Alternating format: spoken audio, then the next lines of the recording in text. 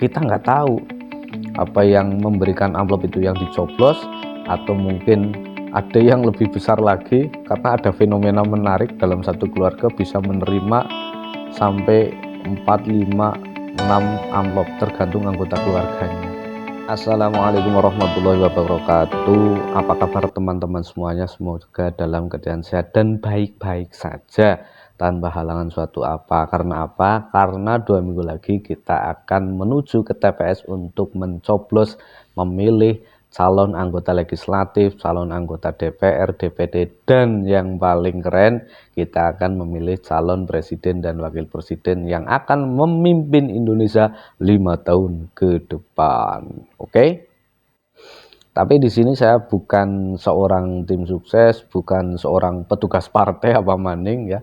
Saya hanya rakyat biasa, rakyat jelata yang ingin ngomong atau gendu-gendu rasa tentang keadaan dan suasana pemilu di desa saya. Jadi di desa saya itu, di kampung saya, yang namanya pemilu ya sudah hangat seperti di tempat-tempat lain lah, seperti di jalan-jalan yang saya lalui ketika saya berangkat kerja. Di kanan kiri jalan banyak sekali banner, bendera, bahkan dari beberapa jembatan yang saya lalui itu kok bisa jembatan itu isinya bendera partai tok ya, kanan kiri ana sing golek masang nang dhuwur, ana sing nang ngisor, dan gumunya lagi benderanya itu guyub rukun jejeran, ada bendera dari partai A jejeran karo bendera partai B, jejeran karo partai apa namanya, partai mangga, partai duren, partai apa, semuanya jejeran guyup banget ya, tidak seperti panasnya suasana politik atau suasana menjelang pemilu yang ada di media sosial. Di desa itu suasana menjelang pemilu itu damai-damai saja, tenang-tenang saja, guyup-guyup saja, dan rukun-rukun saja. Walaupun juga sama banyak pilihan ya, dari semua partai itu ada beberapa, nggak semuanya benderanya ada di jalan-jalan desa saya. Ya, bahkan di setiap rumah itu sudah ada stiker gambar caleg dari partai Z, dari partai L, dari partai M, juga ada gambar calon presiden juga ada. Nah, melihat dari suasana yang sudah aman, kondusif, itu sama sekali tidak terpengaruh dengan misalkan suasana di televisi setelah debat capres ya, atau suasana kampanye yang diposting di media-media sosial. Itu sama sekali tidak terlalu berpengaruh pada kondisi sosial kemasyarakatan. Artinya ya, mereka yang bertetangga, kami yang punya beda pilihan dengan tetangga ya tetap guyup-guyup saja. Ini beda sekali ketika ada momen pesta demokrasi yang tingkatannya paling kecil di desa, yaitu pilkades. Beda. Kalau pemilu itu damai. Pemilu di desa itu damai, tenang, aman, guyup, tentrem, kerto raharjo, pokoknya. Karena walaupun banyak tim sukses yang jembalitan, mendata, dan lain sebagainya, ya mereka biasa-biasa saja, maksudnya tidak terlalu berharap banget, karena takut di PHP. Wis dicatet jebulannya amplopnya ora tekan lah, ini ya, amplop ya.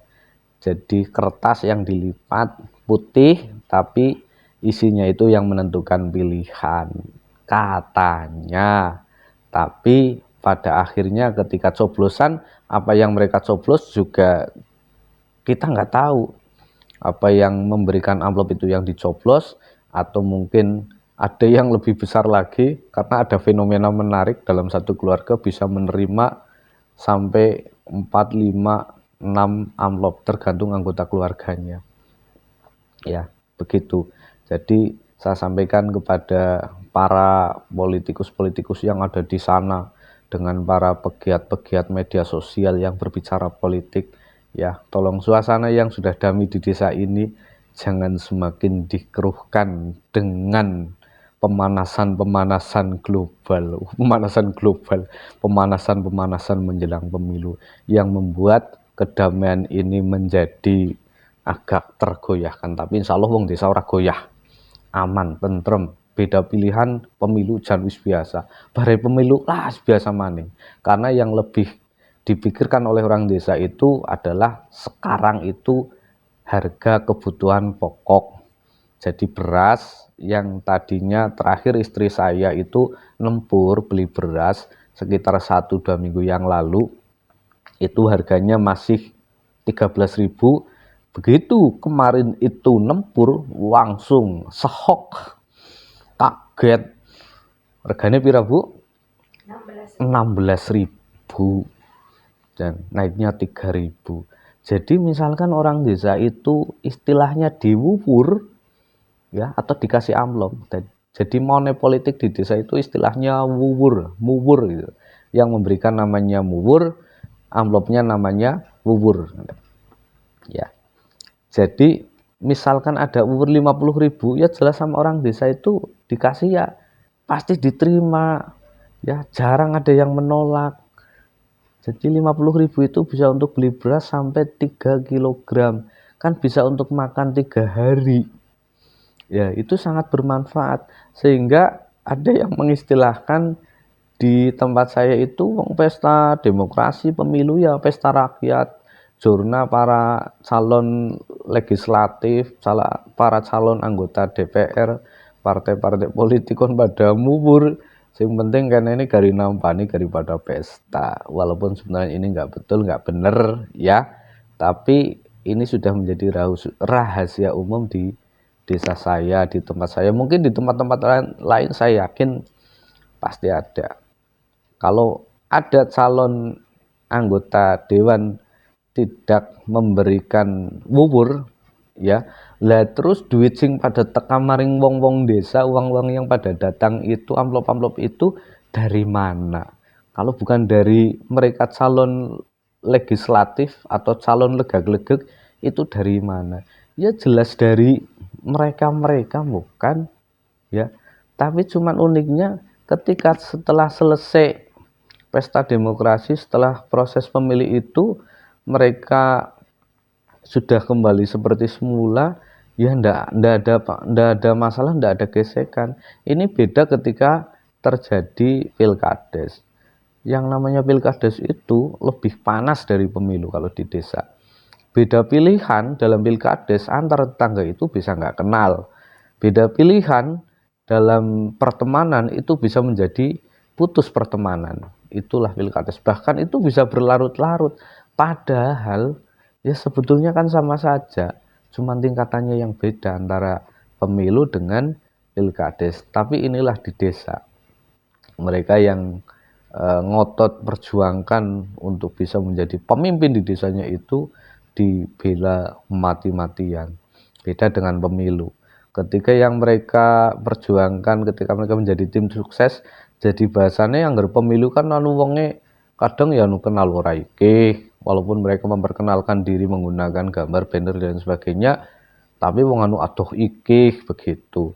Jadi tidak terlalu berpengaruh terhadap kehidupan keguyuban kerukunan yang ada di desa. Jadi intinya pemilu nanti yang diadakan tanggal 14 Februari tahun 2024, kami sebagai penduduk desa itu merasa damai, aman, dan tenang-tenang saja.